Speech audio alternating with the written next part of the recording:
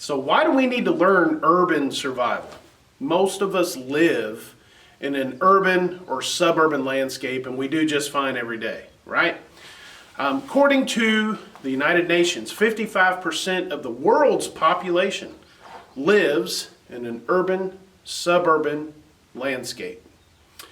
The average distance most people drive to work, according to national averages here in the United States, is about 16 miles one way.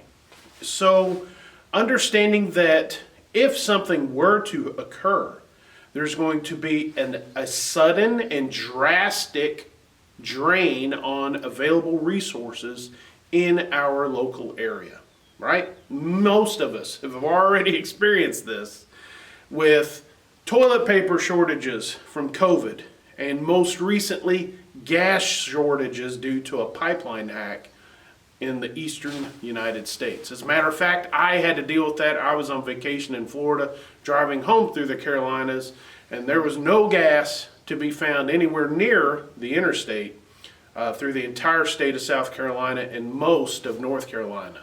We got lucky and stumbled across some near the mountains in Asheville. So we went quite a ways without being able to find gas, and let me tell you, there were dozens of cars just pulled over the side of the road that had run out of gas, and we seen dozens of people just camping out at gas stations, literally camping out. They didn't have any other option apparently.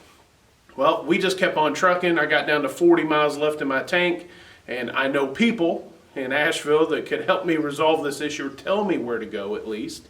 And as I pulled over to kind of look up some information and find some other gas stations further away from the interstate, so that's always going to be your main problem, right? The main thoroughfares, you want to get off those. Well, I was able to actually just stumble across some, problem solved. They have plenty of gas there. But it's something that I even had to deal with, and it's something that we're going to continue to deal with as we move along in time a little bit more. So it's something we need to be aware of and prepared for. Preparing for these types of situations is not as difficult as you may imagine. We can what if ourselves to death about what if this happens, what if that happens, what if this person does this or says this. Doesn't matter. We establish a foundation of preparedness to cover all of our bases regardless of the what if situation. And that's what we're going to be working on here in this course. We're not going to show you how to do long-term food preparedness. That is another course here at Outdoor Core. What we're going to focus on is emergency style preparedness to get you from point A to point B to point C and ultimately out of the urban environment. The urban environment, due to the massive number of people and ultimately the limited number of resources, is not the place you ultimately want to stay in a crisis situation. We'll have some interviews later on of people discussing firsthand experiences with this exact topic. But for now, suffice to say, what we need to be looking at is mindset development. Now, when it comes to mindset development, 80% of your success relies on how you think and how you perceive the information that you're taking in. 80% of your success. So remember, I've thrown out throughout the Modern Survival Course series, if you've been following along, the 80-20 principle. And I'm always saying that 20% of the skill results in 80% of the outcome. Well, it's the reverse when it comes to mindset development. 80% of what you believe is going to result in the 20% of skills that you actually have to know and or use. So you don't have to have a great number of skills or resources to be able to succeed in an urban environment. You just have to have a good mind, a good head on your shoulders, and the ability to think critically and problem solve as you encounter obstacles.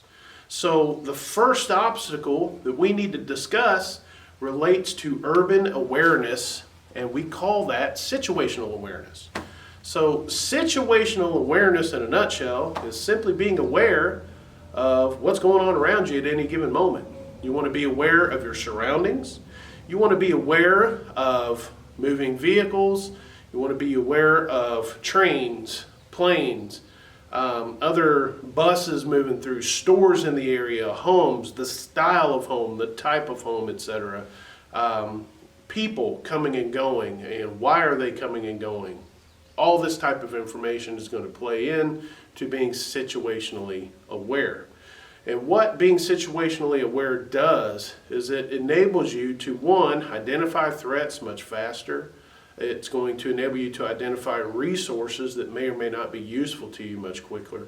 And you're going to be able to exit that area should a sudden thing occur much easier. On the flip side, if it is a limited engagement, like a fight breaks out over here, somebody's stealing something over there, being situationally aware will enable you to identify those people to law enforcement should the need arise. I actually have been in many situations, I don't know why, but many situations to where I have been going about my day and I have had to assist law enforcement multiple times in capturing shoplifters and in just fights on the side of the road in different places. Very odd, I don't know why, but I'm just aware of what's going on in my surroundings, and so when I see a problem, I go solve that problem. So these are the things that situational awareness can do to you that you may or may not like. But regardless, it has happened in my life many times, and it has made me better because I really key in on it now, especially now that I have small kids, or I used to have small kids. They're all teenagers now. But one thing we used to do as they were younger is we would play games as we were entering stores. Some of the games I would play with them would be like, what color was the car closest to the door as we walked in the restaurant? Or what color pants does the guy have on in the third booth in front of us? So I would do situational awareness exercises with them constantly. And I was always pointing out, and I'd make my wife get included because she was just oblivious to all this stuff. The kids made a thing of it, and as they got older, I would increase the difficulty. Who in this room would be the one that would give me the most trouble if we were to get in a fight? Why do you believe that? Where is the most likely location to find a first aid kit in this building or in the parking lot? Where would we be most likely to find a weapon here or in the parking lot, etc., etc.? So as they got older, the questions became more difficult, and they would actually have to look a little bit more. But now that they're much older, late teens, they're able to just know this information. And so now we're all on the same page when we go into places, to where I could just be like, hey, go to the gray truck. That's most likely the place to get the gun. Go to this Mercedes because that's going to have the first aid kit. Hey, blah, blah, blah. Let's go in the kitchen. Let's get food, whatever. So we're all kind of on the same page because we've all trained ourselves over many, many years to just be aware of these things. So if I started barking out orders or someone else did in the family, we're going to be more aware of it and be able to act on that information, hopefully in advance of any other party that we may be with.